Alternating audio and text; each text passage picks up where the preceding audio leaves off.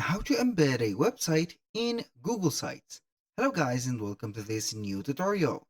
In today's video, I'm going to show you how easy it is to insert or embed a website into your Google Sites. So simply follow up the tutorial from the beginning to the end and you're going to be good to go. The first thing that you need to do is to head over Google Sites or sites.google.com. Sign in for your Google account and you're going to see here the dashboard of the websites. Select the websites that you want to add the embedded site to and click on it. Once you have clicked on the website, we're going to see the main page. Select the page that you have or from the pages, the one that you are going to insert the website to. For example, we're going to add it to the home page. I'm going to prepare here a whole section. How we can do that, I'm going to set up some free spaces. So basically here, what I'm going to do is to have to the insert, then we are going to click on embed, and then we have by URL or embed code.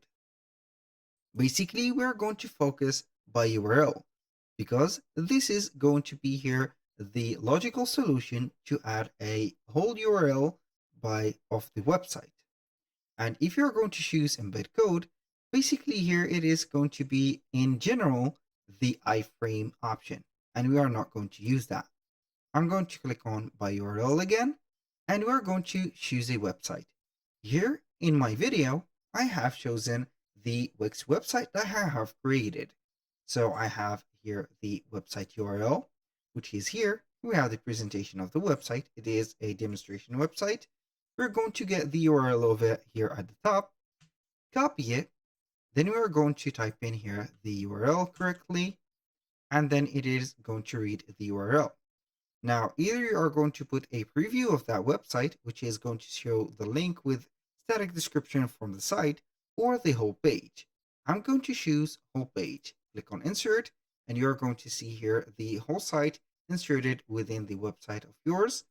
And you can go ahead and put or make this section as long as you want.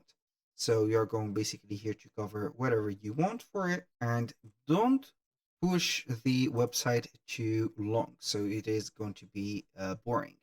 Make sure that you're going to put up here the scroll wheel as it is, so the visitors could navigate through the website embedded into this one. So we are going to here preview the changes. I'm going to publish these changes real quick. So I'm going to preview first. Then we are going to see here what do we have. Now, as you can see, the scrolling bar is going to work.